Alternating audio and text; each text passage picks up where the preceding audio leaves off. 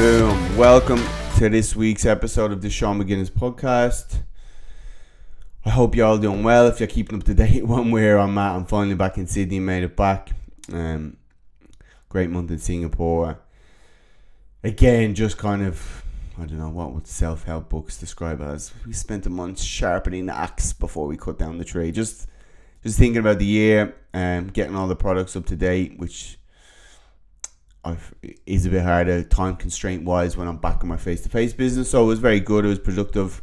As I said, I can never really go away and just, okay, I'm going to see sites for a month. I just get bored. I need to have something where I'm being productive and getting the best of both worlds. So we're back. If I do stutter, make a few mistakes, like this is actually second time recording this. I've recorded for a few minutes and was like, oh, that's shite, I need to do it again. Luckily I did, because the camera wasn't recording, so it's all happening. Singapore we're 3 hours ahead of Singapore, which doesn't seem like a lot, but I'm just not getting tired at night. It's obviously harder going forward than it is going back. So yes, that's that. I'm excited to start the year with my face-to-face business on Monday. Speaking of the new year,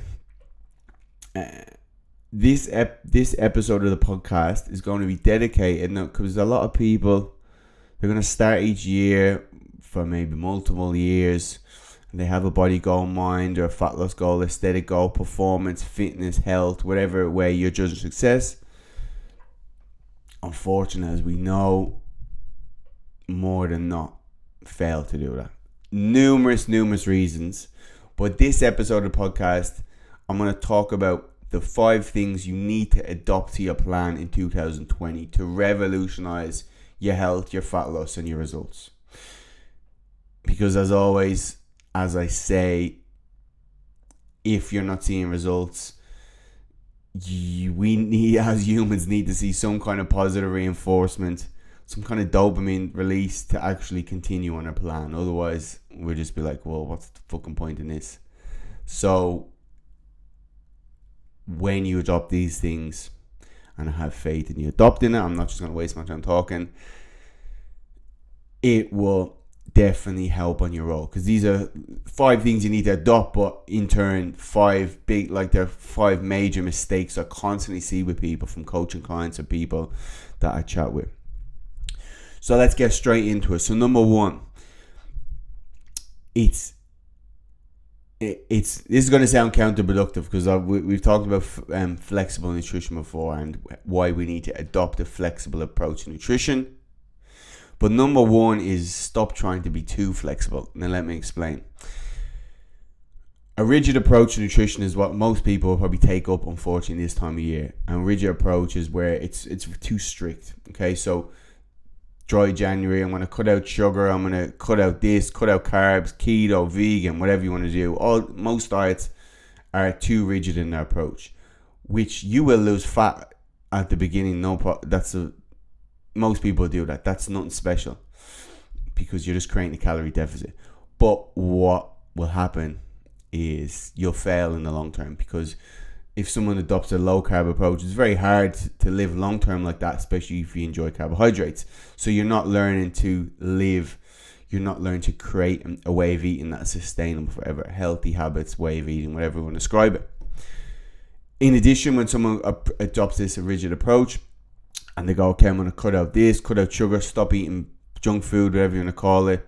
When they slip up, and it's never if, it's when they slip up, because we're human, a lot of the time they'll go, rigid approach is usually in combination, or it coincides like an all or nothing or black and white approach. Normally people that are like this adopt this type of approach. So they go, when they slip up, I fucked my plan. I slipped up, I stuffed it, I'll start again on Monday, all this kind of stuff. And then they'll go and binge even more, because they're feeling that guilt and shame of the way of failure, even though it's the plan that set them up for failure. They're not a failure. That's the thing. So a flexible approach to nutrition is understanding that fat loss comes down to calories in, calories out, okay? And it's understanding that we can fit bits of a small percentage of our plan, if we want, of foods and drinks that we enjoy, junk food, alcohol, whatever you want to call it. That's going to differ for everyone depending on your calorie intake and depending on how you modulate or deal with maybe junk food. Some people can't eat a little bit in moderation, whereas they may prefer to save and have more in the weekend, whatever way you want to do it. But you're just thinking about, okay, I can do that if I want. You're allowed. You have that kind of trump card if you need it. And when someone that's in a flexible approach, and it's even more about the mindset that we're approaching nutrition. So when someone's in a flexible approach to nutrition, if they slip up, when they slip up, they don't go, oh, stuffed it, I ate that food, I'm going to start again on Monday, I'm going to binge out for the weekend. They understand it comes down to calories. So even if they go over by 1,000, 2,000 calories, they go, no, that's okay, Sean. What I'm going to do, I'm going to take 500 calories off Saturday, I'm going to take 500 calories off Sunday, and I won't let it throw the month's work of progress down the drain. I understand I can adjust things. I understand it comes down to calories, whether on a day or whether over a week. Now, here's the caveat. When someone's a beginner, because we understand fat loss comes down to calories in, calories out, what people do then, which I completely understand, is they go, okay, that's fine. I understand that. What I'm going to do, I'm going to get my fitness pal, I'm going to head out, and then I'm just going to make sure by the end of the day I'm under my calories. The problem is, in today's world, there's just high calorie food everywhere. Okay, so we might have that in mind starting the day, but at lunch we've probably just blown our calories out already. And this is even more so for people, maybe women who have a smaller calorie deficit, smaller people, smaller women that have a smaller calorie deficit. Even harder, say someone's trying to eat 1,500 calories to lose weight, you could eat that in one meal these days, like a fucking Starbucks and a big breakfast, and then that's your calories gone. And again, this is normal, because when we let ourselves get too hungry and there's high calorie food around, we're going to eat it. That's what we're programmed to do. So we can see the kind of dilemma we have. And so that's a big mistake I see people make. So they're trying to be too flexible. So it's kind of like what we're looking for is a little Goldilocks thing. So we want autonomy, we want freedom, but we also kind of want a little bit of strictness and structure. As I say, it goes back. I was very good in secondary school and high school because I had structure. I had a good level of strictness. Versus when I went to university, it's kind of you're left to your own devices, and then that was a nightmare because I was just leaving everything last minute. No one's checking up on you going to class. It's too much autonomy for me anyway.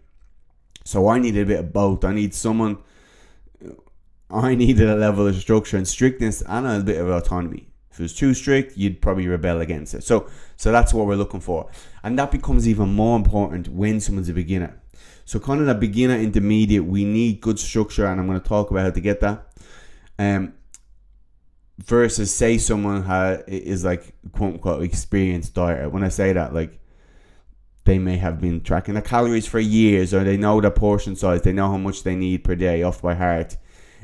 It's unconscious. If you look at like the stages of learning in regards to competence, at the start we have unconscious incompetence. Excuse me. So you don't know what you don't know. Ignorance is bliss kind of thing. So in terms of weight loss, you're not aware that weight loss is harmful, or you're not aware you need to change. Then the next stage where someone develops and I'm just trying to think about this, I don't get this mixed up. Unconscious incompetence. Conscious incompetence. Okay, so you're aware that you're doing something wrong. Then we move on to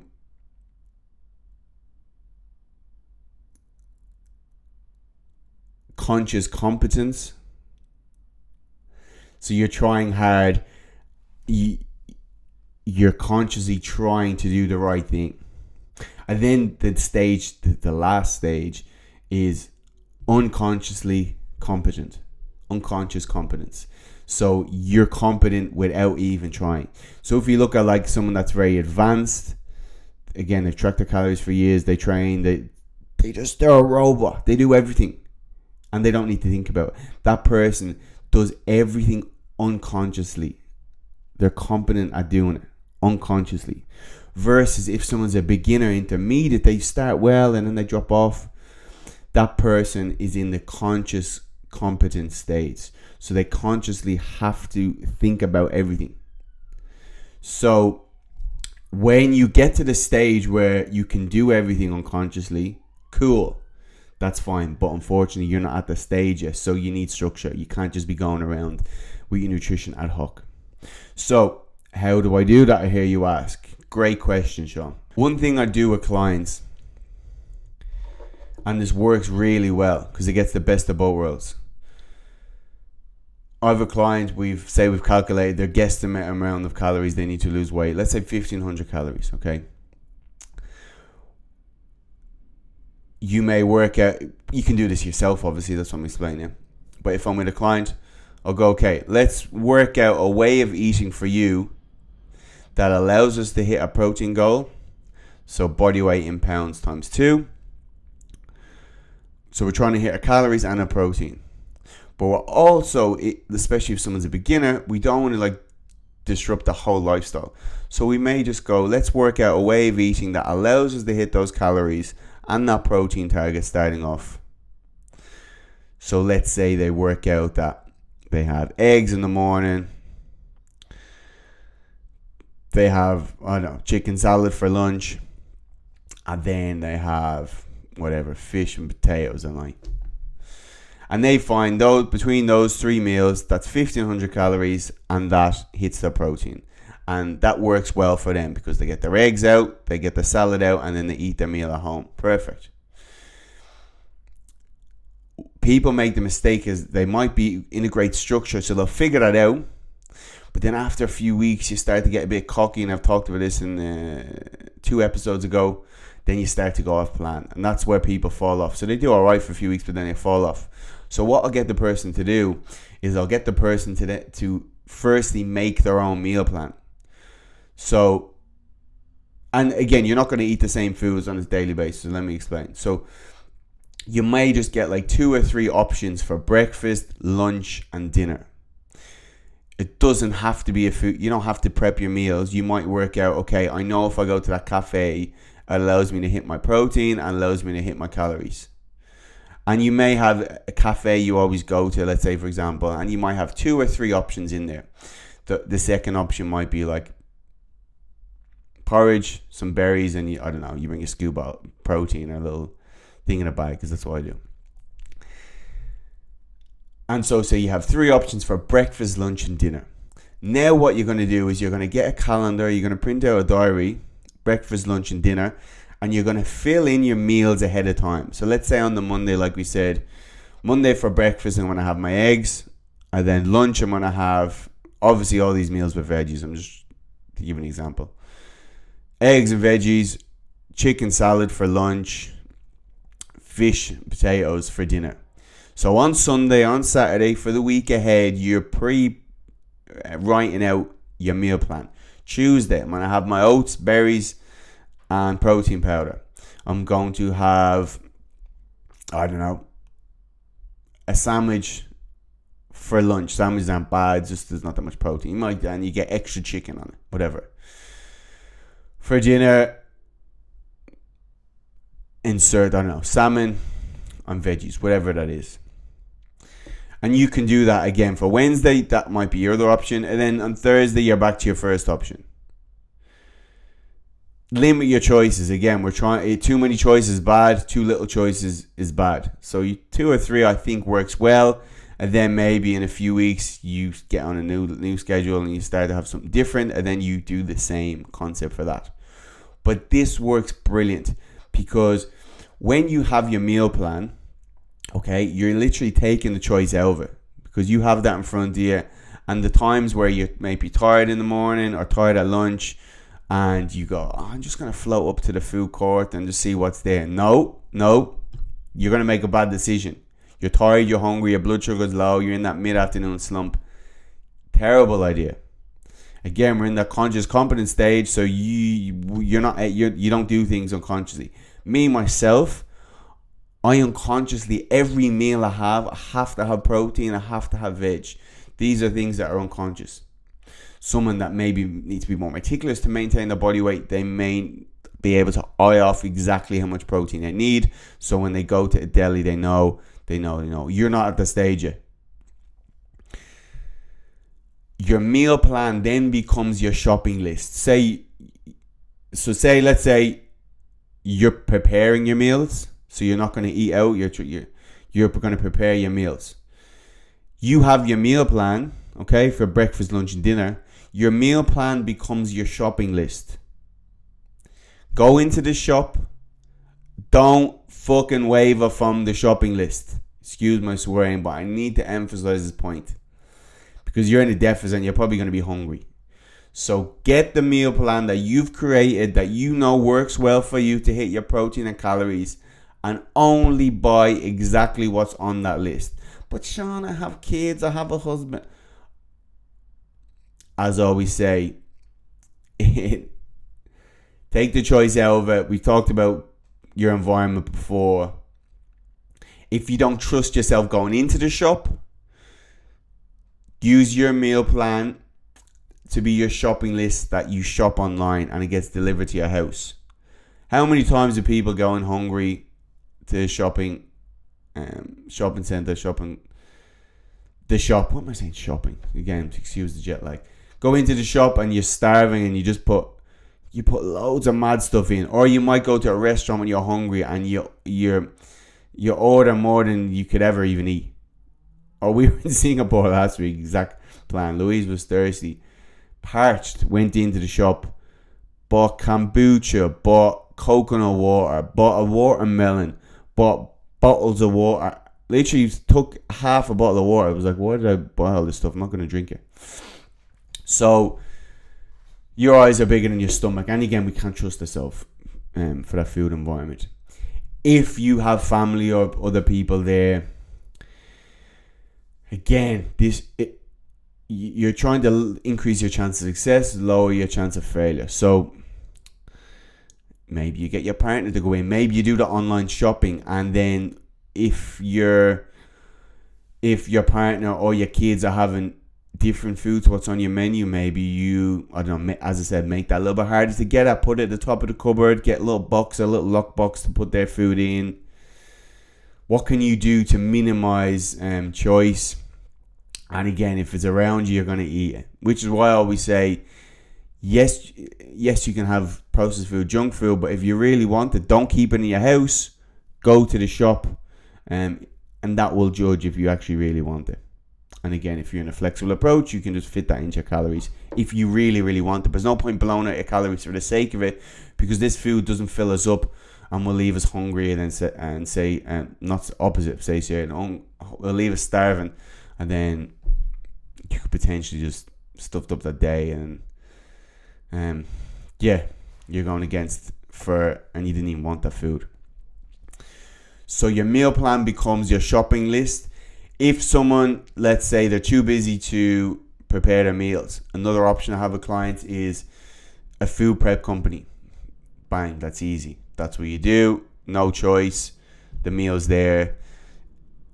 A caveat to this, I even say to people as a plan B, have a few of these meals in your freezer like an emergency.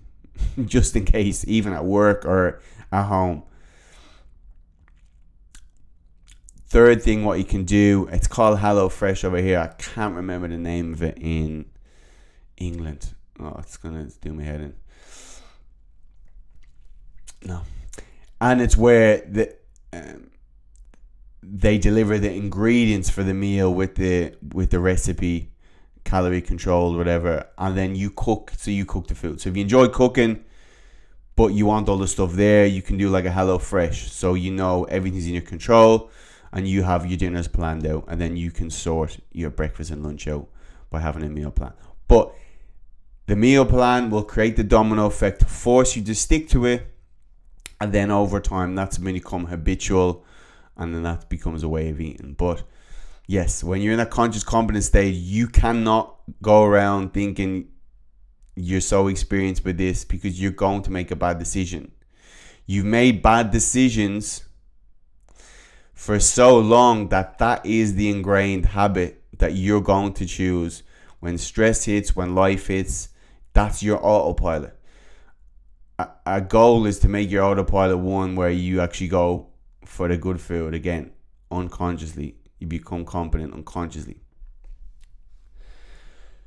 Structure, routine, strategy. Again, go listen to episodes 2 I think ago, and I talk about where people get cocky when they're going well and then go away from these habits.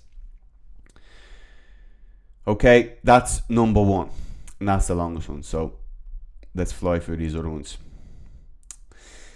Again, you probably heard me talk, number 2, you probably heard me talk a lot about cardio.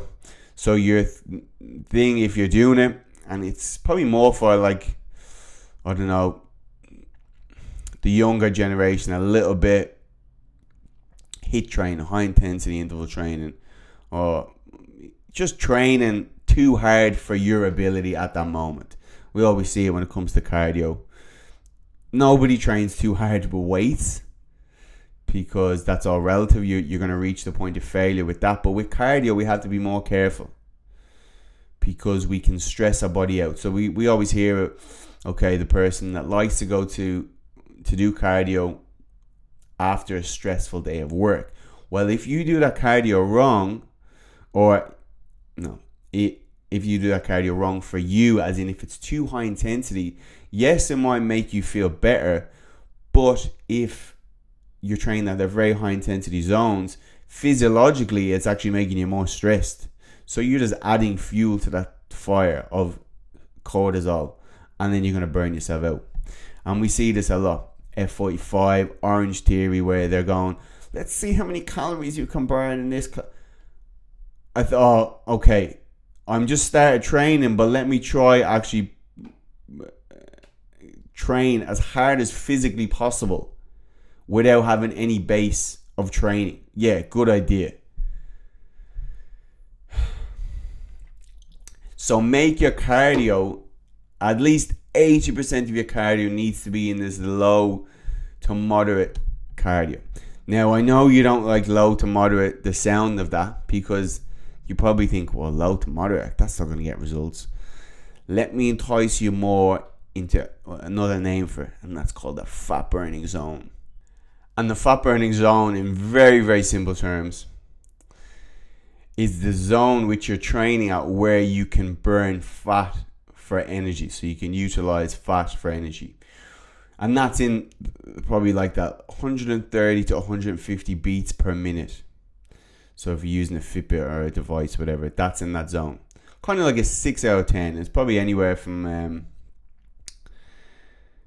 70-80% of kind of like your maximum heart rate. But most people probably don't know their maximum heart rate. So just stick in that 130, 150 zone. So it's a zone where you can utilize fat for energy, to make ATP and all that crazy process that go on within our cells. But yeah, that's why it's caused that.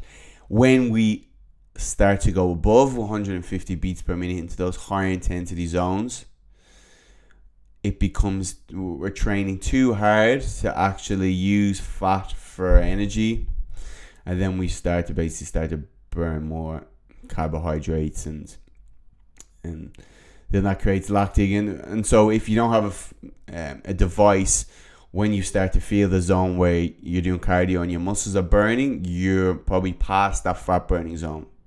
That's a simple way of doing it. When we're in this, it's training basically our aerobic system. So again, go back and listen to the episodes where I talk about all the adaptations, what happens that you cannot get maximally from higher intensity. So we see when people go for runs, they'll run, and if they're very unfit or they're going too fast, half the workout they're probably in like 160, 170, 180 beats per minute. You're not actually training your aerobic zone anymore, ironically, even though you're trying to get more aerobically fit. Because again, if we think of what happens, we're trying to pump blood into the heart in a way. Think of a balloon where it maximally fills up. okay, and then maximally pumps blood out of it. And when we pump blood out of it, we stretch basically one of the chambers of the heart, the left ventricle, that fills up with blood, and that pumps blood away. If my memory serves you correctly, correct me if I'm wrong with that one. And then the chamber of that left ventricle becomes bigger, so then so it does pump blood away. Again, jet lag, excuse me. So over time, the chamber of the heart becomes bigger because it's maximally it's a muscle, so it's made of the same muscle. It's maximally being stretched and it's contracting. Over time, that chamber becomes bigger, and then it gets stronger to pump blood away, and so our heart doesn't have to work as hard to pump the same amount of blood away from the body. Then that lowers the blood pressure, lowers the resting heart rate, and all these other amazing adaptations that apply to our health. But when we're training at a really high intensity zone, your heart, you can obviously feel your heart when you've done a maximal effort. It's pumping very, very fast. So your heart doesn't have time to be able to get all that blood in, maximally stretch, and then maximally push it out. It's coming in a little bit and it's pumping it out fast. So you're not going to get that adaptation to your heart muscles. As well as this, when we train that low to moderate zone, we're not only getting these amazing adaptations, and I'm actually going to get a professor of exercise cardiologist on next month, and he's going to talk in depth about everything that happens in terms of mitochondria. And there's all this amazing stuff, the way anti-aging effects of aerobic, but it's less stressful on the body. Okay, we're in the zone, it's a fat burning zone, low to moderate. It's not a big stress on the body. When we train at very high intensity zones, we're actually driving up more of the stress hormones. Okay, which for most people in today's world not only is going to stress them out even more physiologically, which then higher stress is training on top of that could lead to them binging out, getting sick, losing muscle, many counterproductive effects that can happen. But yeah, you're not going to get the adaptations of the aerobic zone. If someone wants to train in high intensity zones, again, like we said before, they need to get a good aerobic base, and then they can do one or the two of the sessions if they want to be like high intensity. But you need to get kind of 3 to 5 days in, if you can, of 30 to 60 minutes. And again, go back and listen to the episode where I talk about that in depth before you even look at high intensity. So that's what happens. So make number 2, change your cardio to moderate, low to moderate cardiovascular activity. Switch out the high intensity for this. And again, doesn't mean you have to spend all your time in the gym doing this. This could be a hobby. And if this could be a brisk walk if you're unfit. This could be like cycling outside if you enjoy going on your bike, whatever it is. If you're doing running, again, go back and listen to the episode where you probably have to do more like jogging and walking at the start, or slow your tempo down to stay in the zone. But yeah, ideally try to get a heart rate monitor. You're going to get even more maximum effects, or any of your devices that say that. So that's number 2. Number 3, a lot of people, again, starting off in that conscious competence stage, their goal is fat loss, so they're going to be jumping on the scale every day and looking for that outcome straight away. The problem is, your day is made up of numerous habits. When you have your breakfast, there's one habit. When you walk past and get your coffee and croissant, that's another habit. When you go for your lunch, that's a habit. When you constantly never go to the gym, that's a habit. When you go to the pub, that's a habit. So all these small pieces, small habits make up a whole day.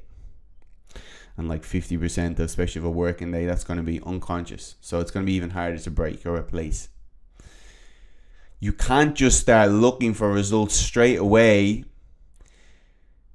because it takes time to individually change or replace or add in new habits.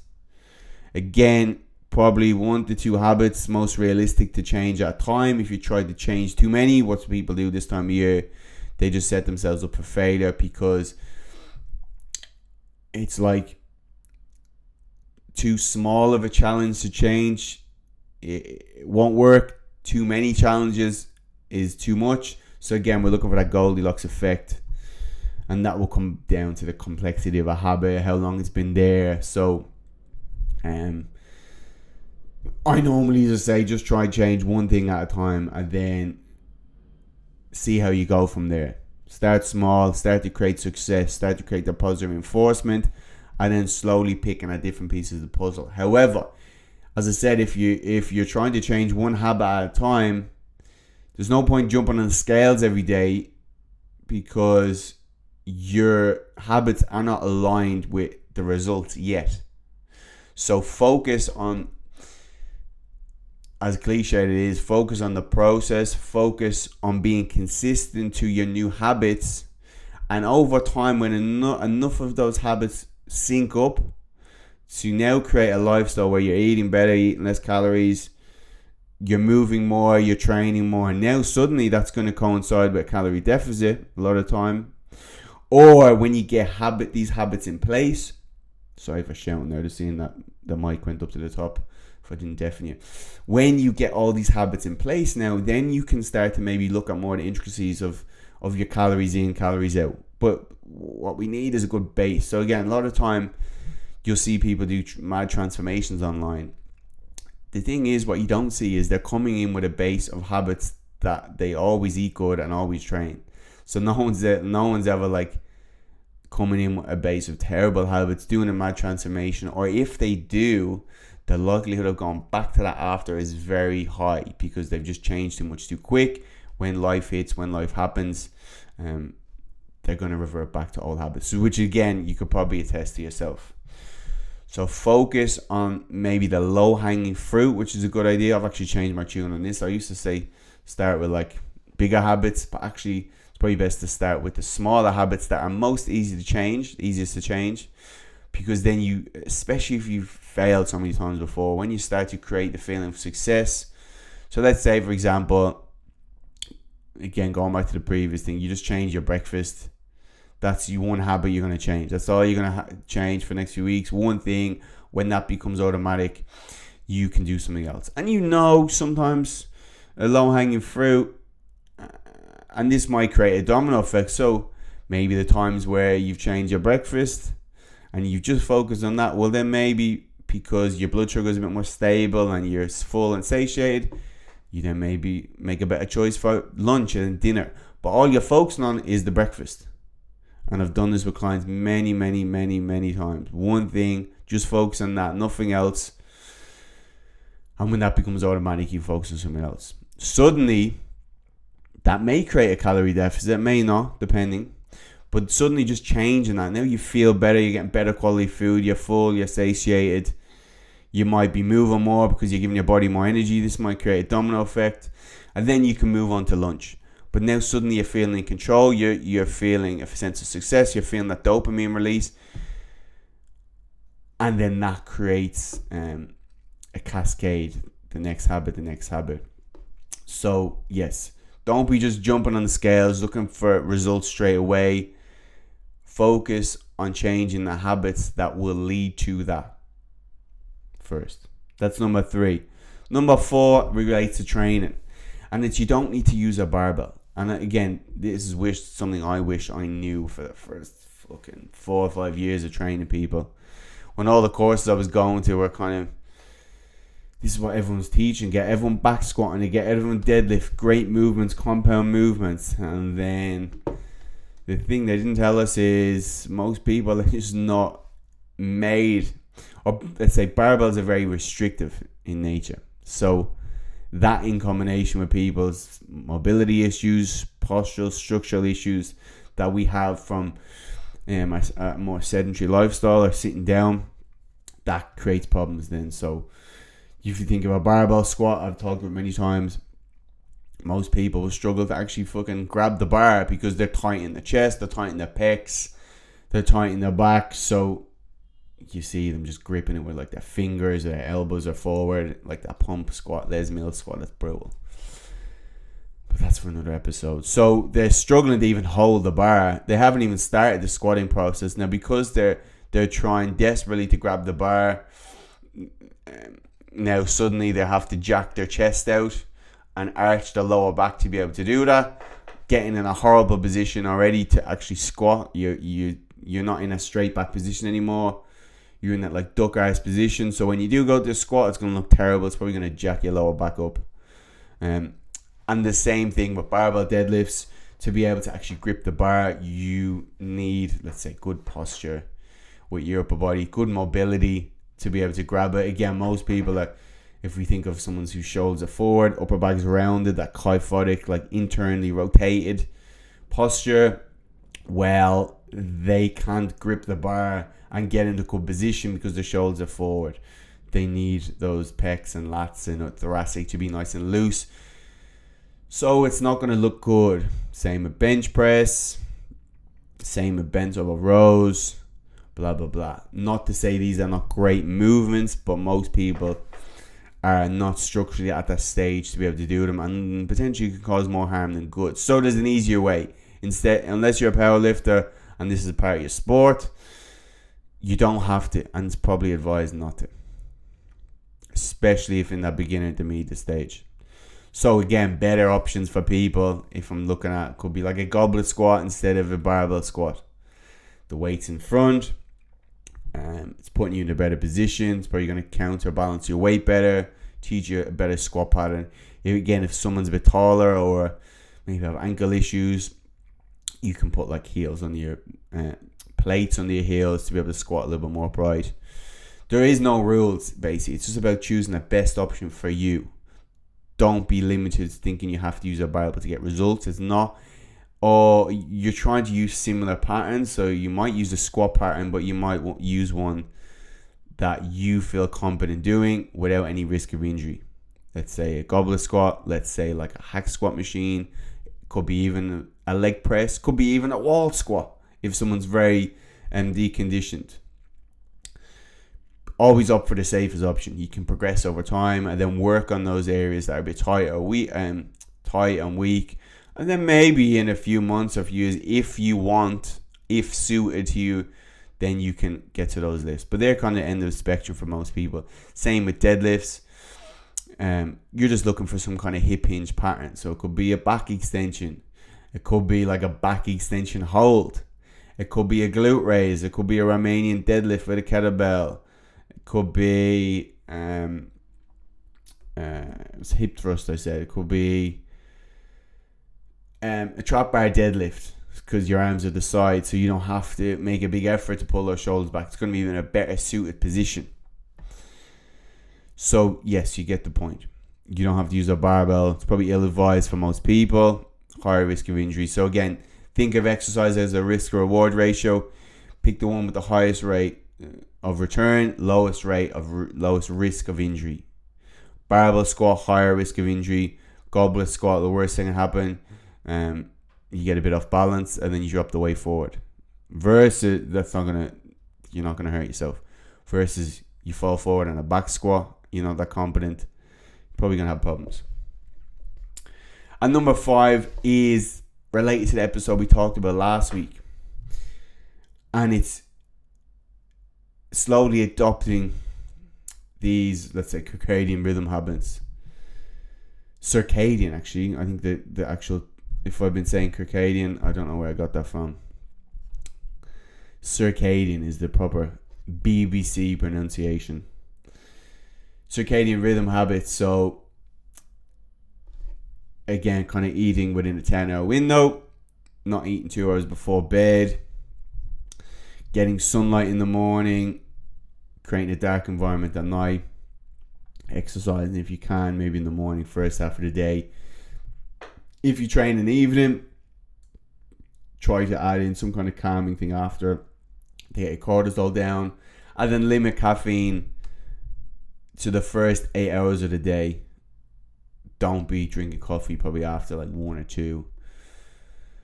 And remember, the mid-afternoon slump is a natural part of your circadian or diurnal sleep-awake pattern. We naturally get a slump in that part of the day.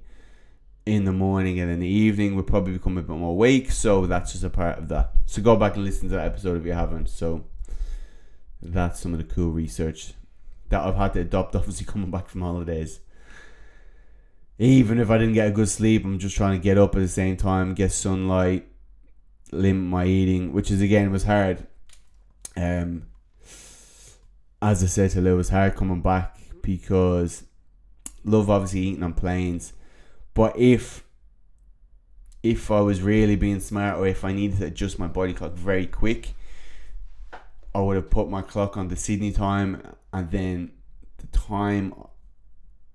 just get back into being awake for that Sydney time and sleep for the Sydney night time, but also eating only during that 10-hour window during the day for Sydney time. So, for example, I went into the lounge in Singapore, and again, if I wasn't trying to get me money's worth with all the food, because it was about probably like 10 p.m. at that time, Sydney time, I probably should have stopped eating then. I probably shouldn't have ate before then. Stopped eating maybe 8 or 9, probably 8, and then just not ate on the plane, slept, and then ate breakfast when I wake up. So because you're trying to adjust to that eating pattern straight away. But I wanted to get my money's worth. So, and the food was nice. But yeah, you get my point. Go back and listen to that episode if you haven't. That's definitely a game changer. And again, I'm not trying to throw too much stuff at you. These are little things that you'll adopt over time as well. So these are habits. So don't try, as I said, just adopt one habit at a time. And these are things that you can look at when you maybe get all the others covered, or in conjunction, depending on where you're at. If you have those covered, this might be something that you're going to adopt in now. So there you go. 5 things for you to adopt in this year, 2022, that will really push your results along. And maybe you're at the stage where you're a bit more advanced intermediate, where you have most of them covered, but there's one or two things that you don't. Okay, you can focus on that. But yes, that is my recommendations for this year for you to adopt and the mistakes to avoid. So I really hope that helps. Let me know if you have any questions. DM me on Instagram or email Sean@livelongperformance.com.